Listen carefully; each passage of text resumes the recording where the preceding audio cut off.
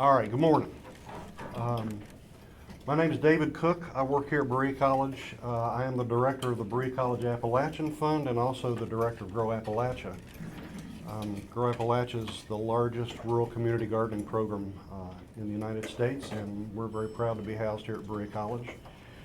Before I forget, I'd like to introduce my assistant director, Mr. Mark Walden, and our director of social media marketing and our website, Ms. Candace Mullins. So, if anything's wrong with Grow Appalachia, you talk to them because they do all the work anyway. I was honored to be asked to introduce Bill because I've known Bill for a while.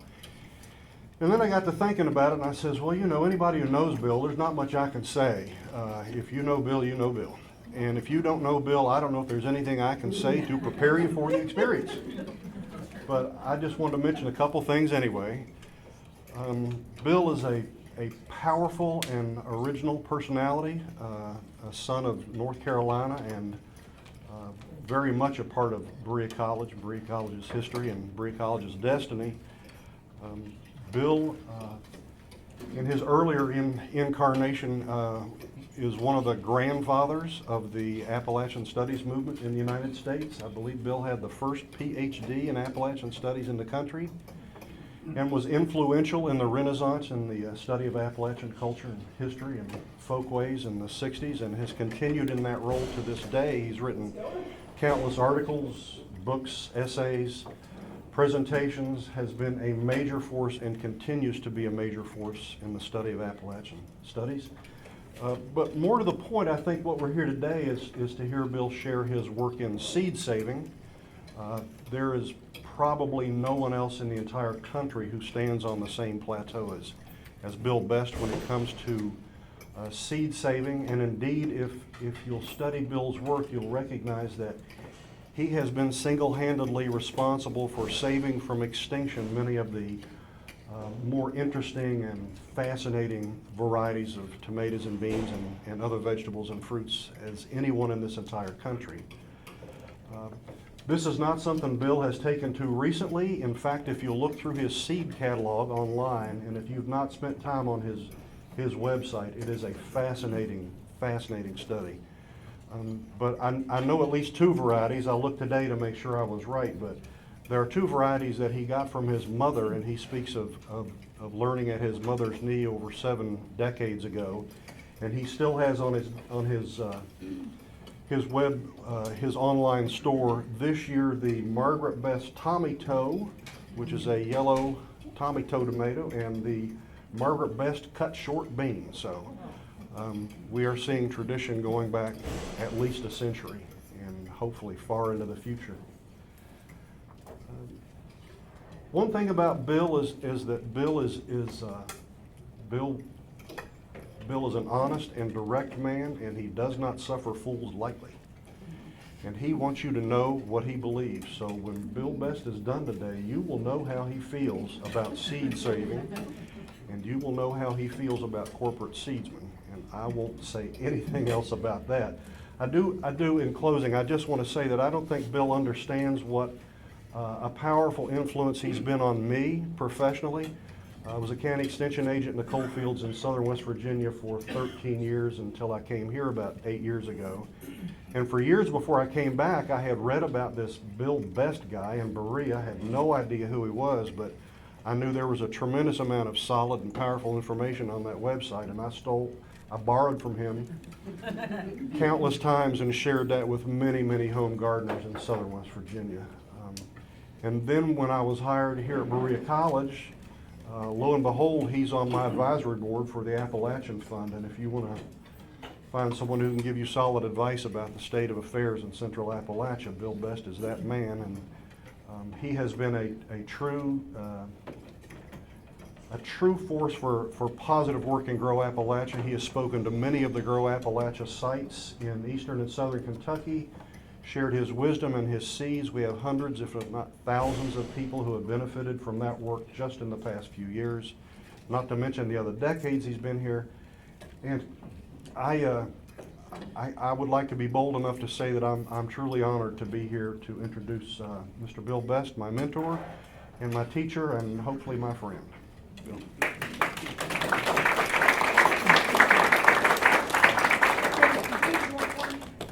Pardon? Yeah, go on. I think there were some more people maybe coming there.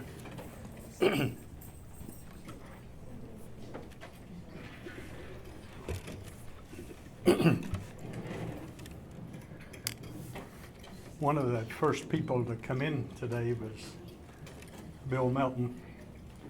And I'm maybe going to have a new hip this fall, and his first statement to me was that he had 2 new knees, so he's giving me hope on that. But Bill over here was working for me in the Upward Bound program back 1967, and I guess it was 68 when he was part of the team that taught the first Appalachian Studies course, I think, that ever existed by that name. And we brought in experts.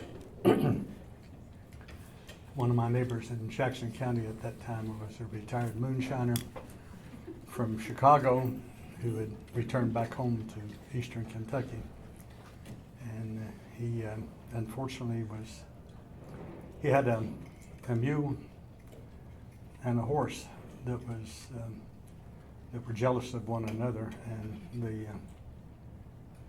unfortunately in his barn one day the mule took it out on him, kicked him in the chest and killed him. But he was a good speaker for our Appalachian Studies program that summer. We had Pentecostal ministers. We had Ray Harm, the artist who was just getting started at that time and who later became famous, and you have seen many of his prints. Probably hardly any of you would own an original of his, but Bill, do you remember any of the other people we had? But we had a lot of people. It's been so many years ago, Bill, I can't remember. Yeah, that's been several years ago. Anyhow, I'm here to talk about seed saving, and I'm going to pass around some seeds so they'll get started, and then I'll go into my talk. I'll explain these.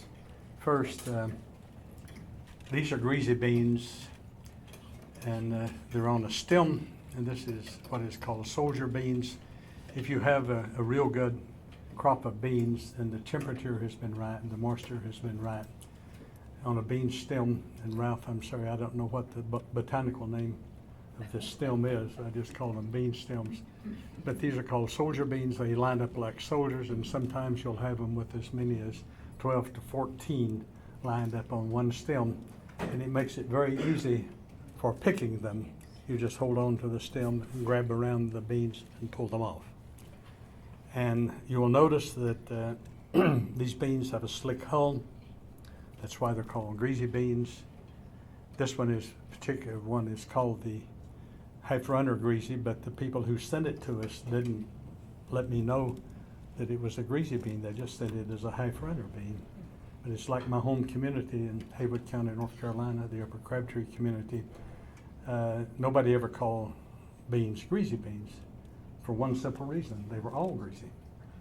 They were all greasy beans. And then later on, I discovered that there were communities that had beans other than greasy beans. We just call them cornfield beans. So anyhow, I'm going to pass this around, let you all look at the soldier beans, and please don't pull them off until they're all the way through. The next bean I want to pass around is the Devon Shropshire, first time I've grown them this summer, blue tip half runner. And we have pink tip beans, we have blue tip beans. These are pretty full.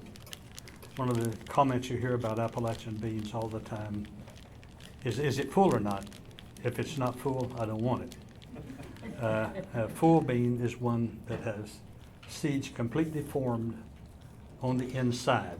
But this, you can see the blue tips on these. Of course, as soon as it starts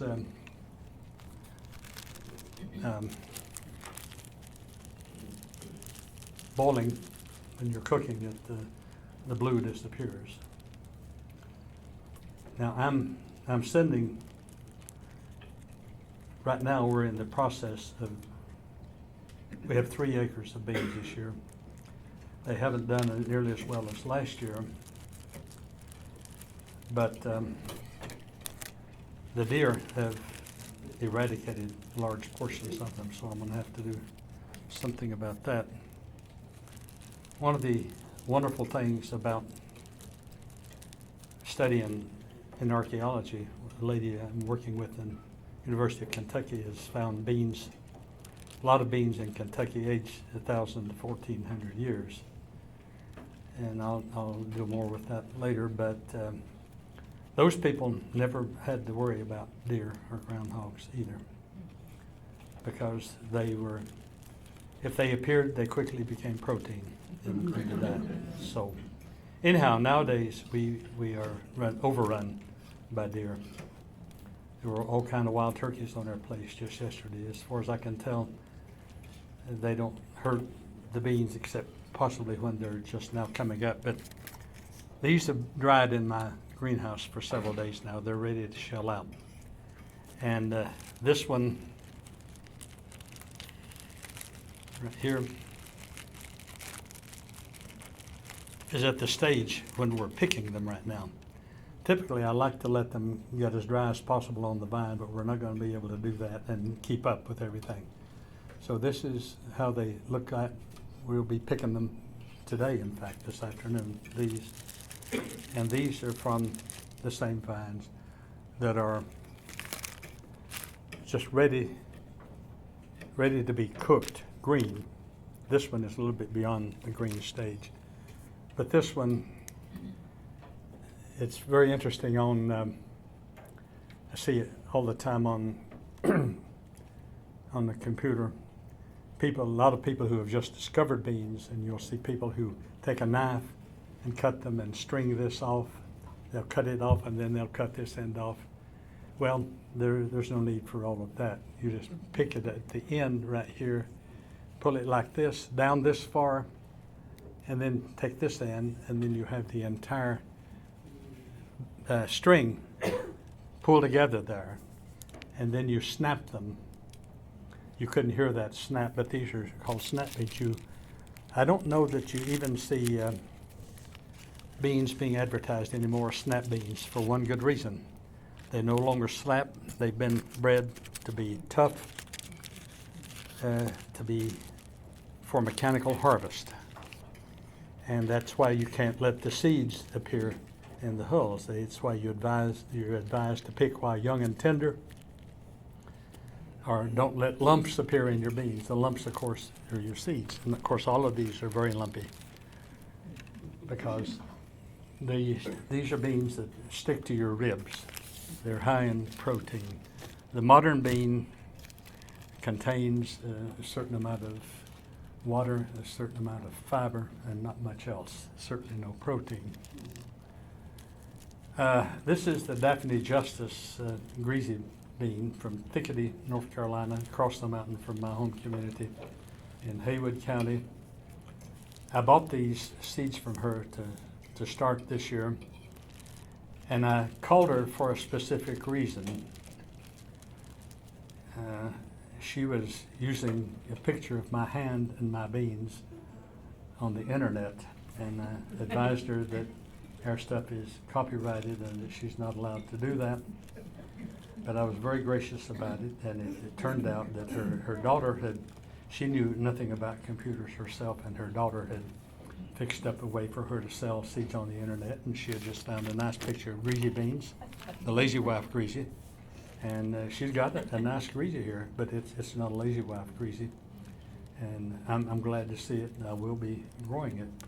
But I'm having to do that all the time now, and it's not at all unusual for me to open up the computer on any number of websites and see my hands complete with beans. And that's one of the disadvantages of this today. It's so hard to control. And I've had people selling beans that they bought from us using my exact words. And I have contacted them and said, my stuff is copyrighted. Don't use my words. I mean, use your own words. You can use my beans, but you can't use my words. This one is the White Hat Runner greasy, which is just a truly outstanding greasy bean. I'm sorry we didn't have enough. I guess if we'd done adequate planning, we could have had, instead of pinto beans, we could have had greasy beans today. But I didn't know at the time we decided to do this that my beans would be coming in now, so that was a little bit more difficult to plan. This one is the first time I grew it last year, and it's one of my favorite greasy beans.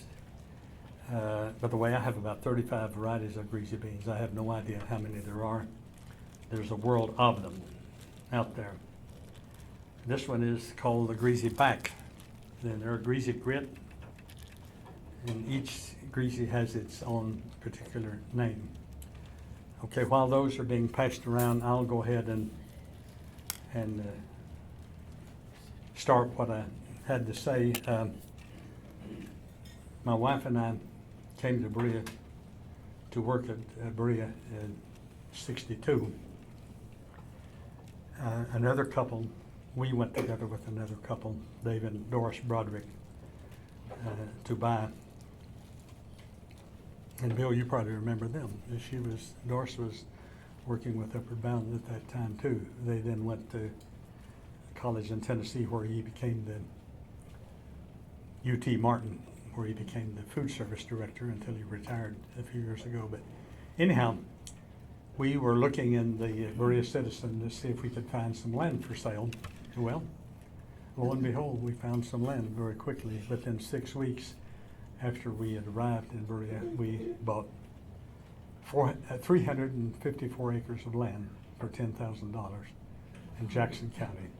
It was mostly woods, mostly a little bit of pasture, but they had a tremendous garden spot that had been used for generations, and they, of course, always put plenty of manure on it, so we had an outstanding garden that summer with one small problem.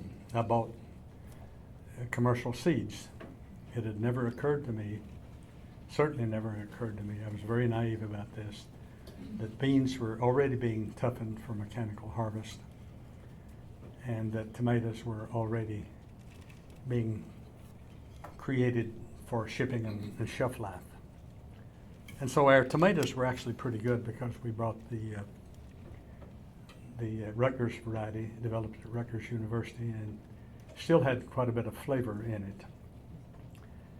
And but the beans were not worth eating. They were tough as nails. Blue Lake. You've probably heard of the Blue Lake. The greasy bean is the Maserati or Cadillac or Rolls Royce of beans. The Blue Lake is the Yugo. And so that's, for those of you who are mechanically inclined, that's the best way that I can describe it. But anyhow, we went to my family that fall for Thanksgiving, and I complained bitterly to my mother about my first effort on my own, where she wasn't in charge, and I had been a failure because of the seeds that I had bought. And she said, well, I can solve that problem. And she went in. By that time, she had her first freezer in her 50s, but by that time, she was keeping seeds in the freezer, and so she brought me some seeds. And I like to say that I never looked back.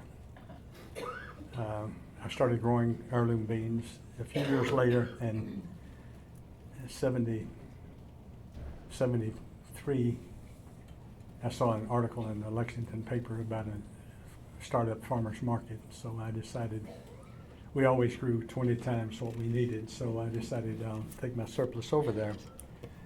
And I thus became a charter member of the first market in modern times at the Lexington, first farmers market in Lexington. I'm still a member of it. That was over 40 years ago. And I was the youngest person in the market at that time, and now I'm the oldest. So that some longevity to speak of there. The following year, I got a group of my fellow people who were in the area and persuaded them to grow and sell food at the produce at in Berea, and I worked out an arrangement with the city council to have a farmers market in Berea. The city at that time, and I guess it still does, owned the stadium next to the community school, and so they said you can sell underneath the stadium, which is a wonderful place because it was in the shade and pretty much in the dry, except if you had a really heavy rain, it wasn't dry. It would leak through.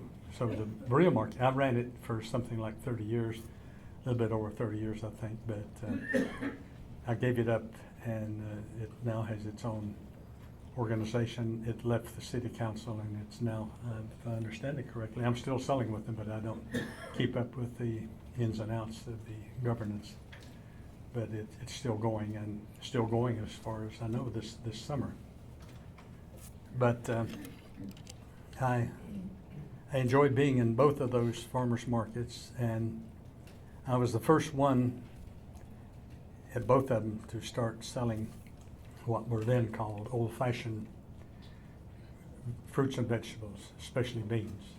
We weren't calling them heirlooms at that time. I don't remember when the term heirloom came to be used. I started using it not too long after that, because when so many people were asking about those strange-looking beans that we had, I explained that they were heirloom beans. For many years, my children and I, and then grandchildren, my grandson, dominated the market in Lexington with respect to beans. Now we don't sell green beans in Lexington. We're saving them all for seed, shipping them to all 50 states and to many foreign countries. We've shipped 27 varieties to New Zealand, several varieties to Australia. Just recently, a lot of colored varieties, colored seeds to Germany. Just last week, seeds to Norway, and we've sent them to, a lot of them to Canada, and some to England and France, and I think probably other countries too. As soon as we got our website up a few years ago, it became popular in other countries, and I was aware of that, but when I put in a section on bean terminology, Appalachian bean terminology, because so many people were contacting me to find out different kinds of technical information about beans, and I said to myself, I'm going to solve all this at once.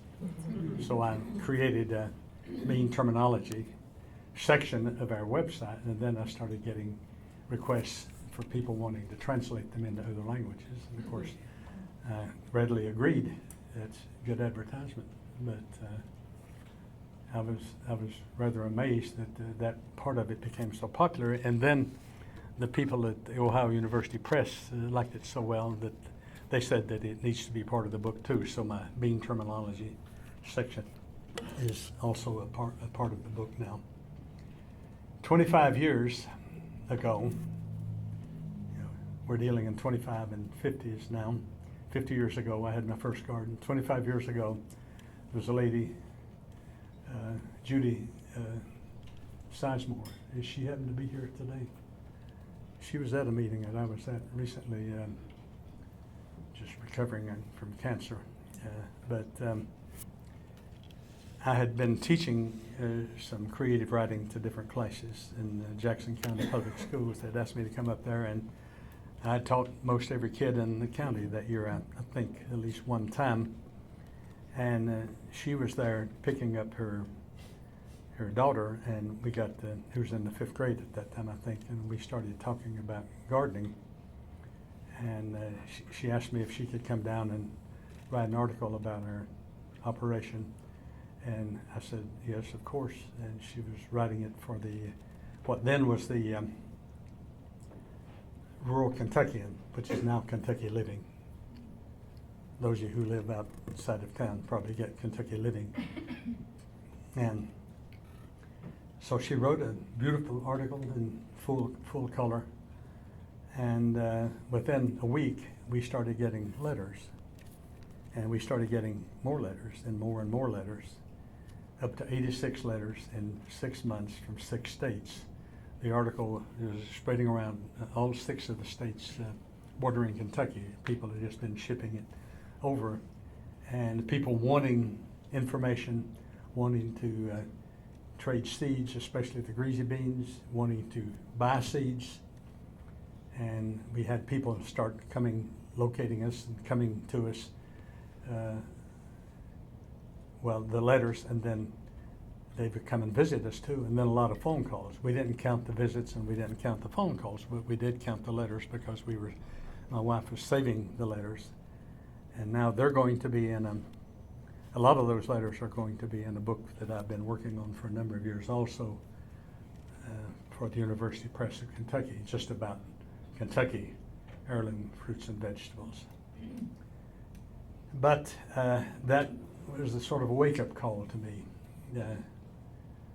I'm on to something that is much bigger than I am, and much bigger than selling at the farmer's market. And so we started trading seeds with people and collecting them. And I'm still putting them in freezers. I've got 6 freezers full now, including one 25-footer. I need a walk-in freezer, which I hope is one of the next projects, but it's going to be a little bit more money than we have right now. But I decided that I better get a little bit more serious about documenting, because people would come up to me at the farmer's market in Lexington and they'd put in my hand a medicine bottle with bean seeds. Or if they were feeling really generous, they would put a bank checkbook box in my hand full of bean seeds, or they would send them through the mail. And so I have 2 or 3 varieties that I call white top beans or red top beans, based on the color of the seed of the medicine bottle that they were sent in. So that was how primitive I was at that time in terms of documenting everything. But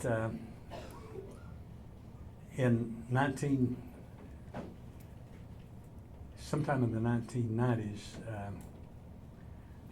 I tried to give my collection away to a couple of universities, and they said, well, we don't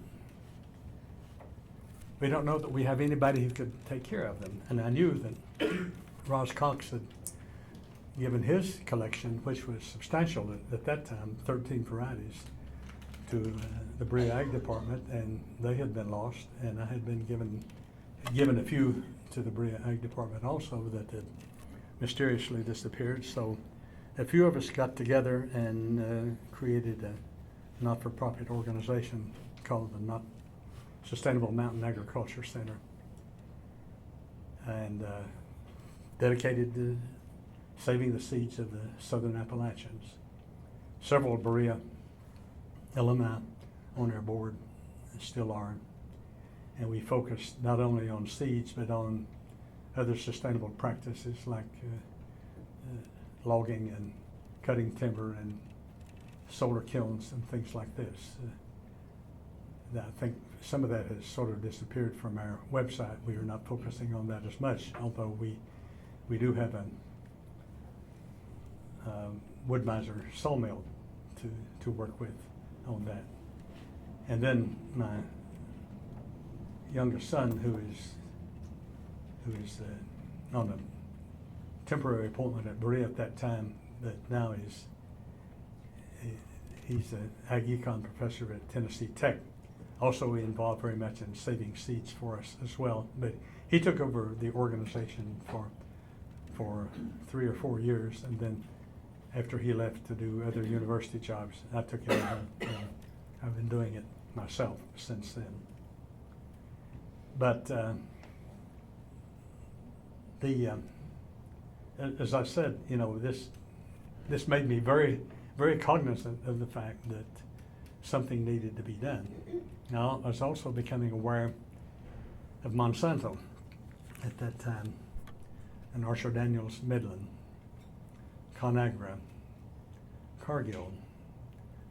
And I became aware that seed companies were becoming larger and larger and fewer. The major multinational feed, seed, chemical, food conglomerates were taking over all of the production of seeds and getting serious about dominating it, keeping others from even to the point of developing terminator varieties where the seeds would be unable to reproduce. And so I thought this was getting too much, and so that woke me up too. So I thought, I better get with it. And so I'm still with it. I'm at the point right now that I think I'm going to try to get some grant money to hire a full-time person to help carry on, because my wife and I are overpowered. I mean, we're overcome by year after year. I mean, we're sending seeds out every day now, including this morning. People are buying them just to save for next year. And now we're having to finish gathering our seeds. We're actually just now starting gathering. We'll be doing that for a month.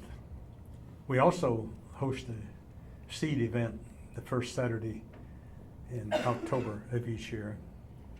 We typically have about 100 people from something like 10 states, but this year, because of the book and other publicity that we've gotten, numerous places, I'm expecting far more than that this year.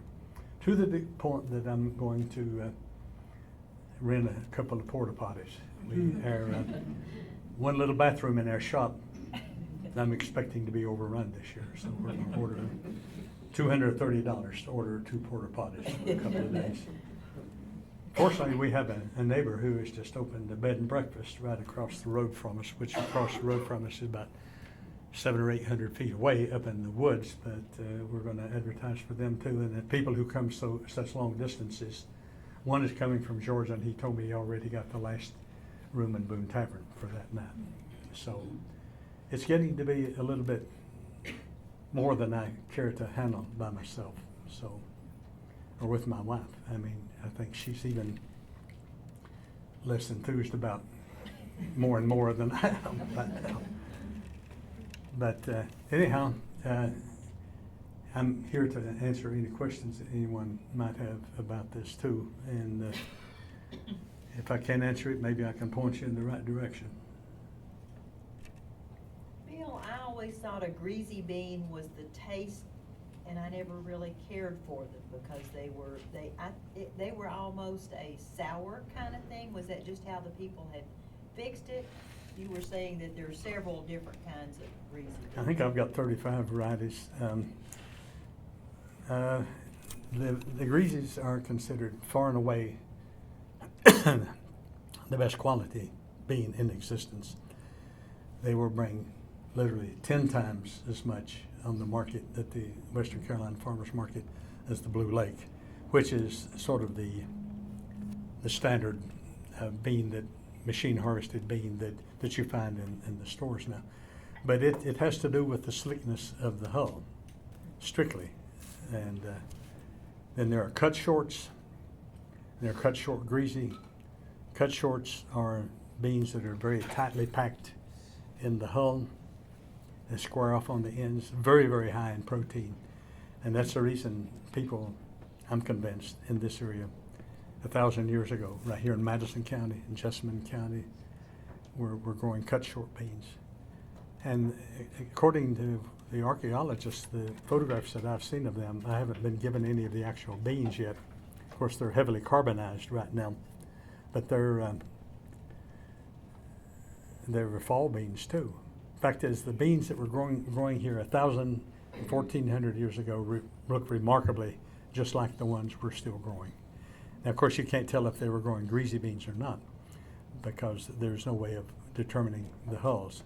But we know, for example, that beans were considered so important that that they were stashed on top of burials. They found women buried on the very bottom where they discovered the beans first, and then in subsequent years when they continued digging, you know, they dig a spoonful at a time, then they would find burials underneath all those beans. But a greasy bean is strictly by the slickness. Now, the ones you ate, I'm not sure. Where was this? What county was that? Knott County, Kentucky. Well, I don't. Charlotte Madden Yeah, had fixed them, and, you know, it was just, don't anybody tell this now, but I but, Bill, can you help me out? I think it was probably the way they were fixed, It was rather almost- than the type of thing. Yeah. It may have been the seasonings used. Yes. Of course, I completely forgot to bring shuck beans today, but the oldest way of preserving beans is to dry them. And those of you who have seen the dried ones so far, you string them first, and then you dry them. And people used to string them on strings and hang them up behind the wood cook stove to dry quickly. And then they also absorb some of the smell of the meat cooking on top. And then when you cook them that way, typically with a ham hock and an onion so size, then they would sit there 3 or 4 days to be warmed up in pretty big pots to be warmed up, and with tasting better every time, eating twice a day. And that's the way I still prefer them. Bill, is there not a term creasy bean, C-R-E-A? Okay, that's one of the things that I had to explain in my bean terminology thing. There is a creaseback bean, not to be confused, sometimes called creasy, not to be confused with greasy. So you have a creasy bean, and it's the rib of the bean, the backbone of the bean has a V shape in it, and it's a creaseback. And that's commonly thought of as the back of the bean. The inside, you know, virtually all heirloom beans have a slight curve, and sometimes a pronounced curve, and ones with a really pronounced curve. There's some of those varieties that are called ram's horn bean, and you put 2 of them back to back, and they look like exactly like a ram's face, complete with horns. Yeah, but that is it sometimes, and the old timers would know the difference between a creasy bean and a greasy bean. But then a lot of people, that led to a lot of confusion after people, you know, about 50 years ago, people stopped. You know, we skipped generations, but some of the purest Appalachian beans are now found in Oregon, Idaho, Washington, Minnesota, Wisconsin, New York City. I have beans that are being grown by a lady by the name of Judith Martin Woodall, whose family went in 1920 from Martin County, Kentucky, to Wisconsin, and she gave me a name. That's all in the book too. She gave me a list of names of all of the families that left Knott County and other counties in eastern Kentucky to go there and work in the woods and work in the the iron plant, I guess, iron mine. But I've received beans from many of those states that are very, very pure because they took their family beans with them. And I had an aunt who went to the state of Washington in 1918 with her husband and Kelso, Washington. They participated in the timber industry. She ended up being the oldest person evacuated at the eruption of Mount St. Helens and died a few years later at 99. But then we have beans now that are called the Tar Heel bean that were brought back to, that were in Washington, but brought back to North Carolina, which is the Tar Heel state, named after the North Carolina beans. And I've discovered recently that there are many beans that are called Tar Heel beans, not just one variety. I was looking for the one variety, and I've discovered that there's several of them. Yeah. You also raise tomatoes, heirloom tomatoes. Do you save and sell tomato seeds and We own those? save about 50-some varieties. I've got about 700 bean varieties and probably 50-some. Tomatoes are a latecomer, really, basically 20th century. In her very well-researched book, Harriet Arno in Seed Time on the Cumberland, I think she devotes portions of, or even whole pages of 17 pages to beans. The word tomato does not even enter into the index at all, because tomatoes were just simply not a part of the settlement of Kentucky and all of Appalachia, basically. They came in late, but they've come in with a vengeance. And there are some spectacular tomatoes now. And one of my friends, Vincent Watts, who died 5 years ago in 2008, and he was 78.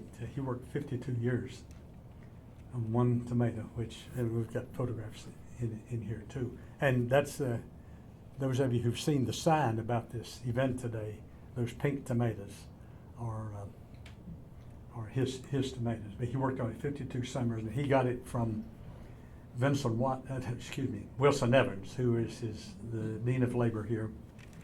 And Vincent was his associate dean, and Wilson persuaded him to grow only that tomato.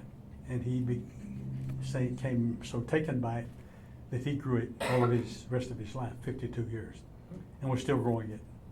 And at his funeral, I had my plants which was in March, and I had a lot of plants ready, Vincent Watts tomato plants ready to go into my high tunnel. And so I took the largest and most beautiful Vincent Watts tomato, put it in a pot, and there was a little thing right here next to his face at his visitation, and his two sons took that tomato plant and lovingly placed it within 2 feet of his face right there at that visitation. And that was a very, very touching thing. But and I wrote a lot about the Vincent Watts tomato in the book too, because several people contacted me about it because of the internet. I must praise the internet. I tell you, it has been so useful to me. People contacting me about things on my website, and then one thing leads to another and leads to another, and pretty soon you have a lot of information, important information.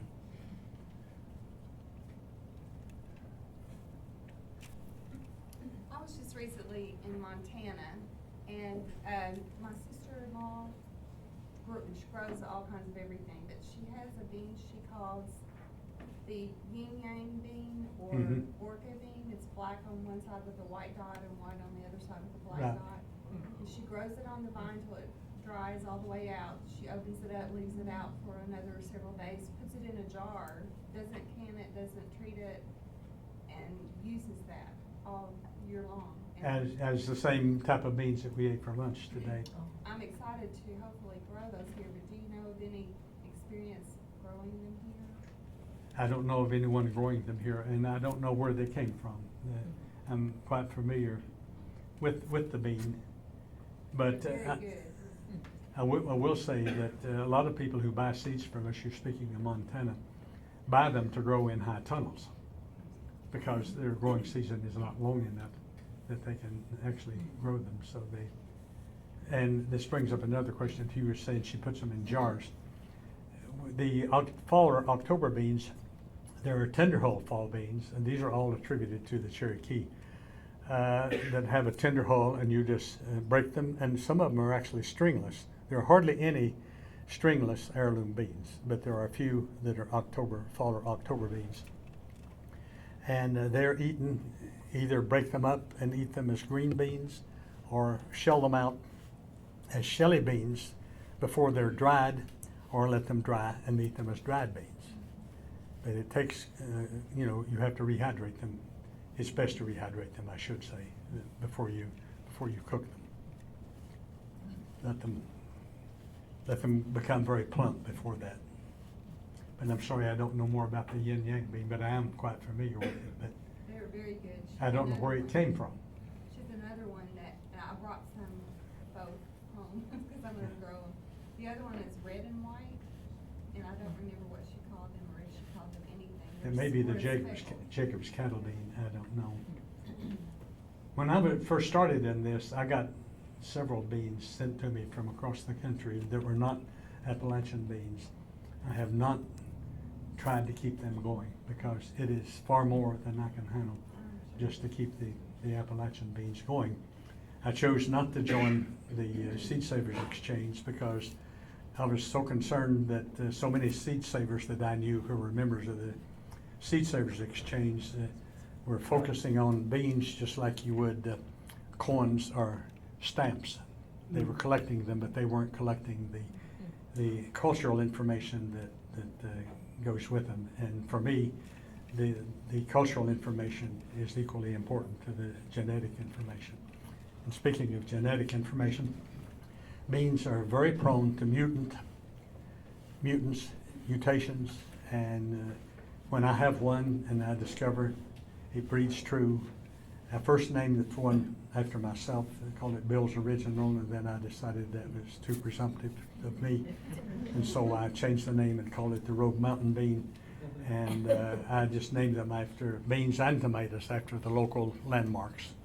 That's how I named my mutant beans. But beans and tomatoes too are prone to mutate. But I don't think either one is prone to cross all that much, because theoretically beans don't cross because of the pollination occurring before the bloom opens. But I have a theory, I can check this out on Ralph forever. Ralph is that bumblebees might rip open the bloom during the pollination time of pollination and do a crossing for us. Is that possible? That's good. I'm glad to have that confirmed by Ralph Thompson right back here. Yeah. When you grow all your beans, how do they not cross-pollinate just in general? That you know that bean is still pure, whatever? Well, I've only had one problem with one variety that does tend to cross-pollinate, and that's the goose bean. And whenever we grow goose beans, or whenever my son grows them for me in Tennessee, we isolate them as much as possible. The others are isolated by 7 feet, and I really have no problem with them. I've never had a problem with any bean except that one. And the only thing I can figure is that its blossoms must be very attractive to bumblebees and very tender at the same time. But so I've given up worrying about it. So 7-foot wide rows is adequate in your, Well, or 7 feet apart? 7 feet apart. I don't have any real problems with them. They turn out year after year, doing very well. I may have some crossing that I don't know about too, but I'm not worrying about it right now. Yes. I have a question for David. David, does Grow Appalachia use heirloom varieties of beans in their, when they give seeds out and things like that? Absolutely. We actually require all our 25 sites to have grown and saved at least 2 different heirloom varieties to share among all the participants.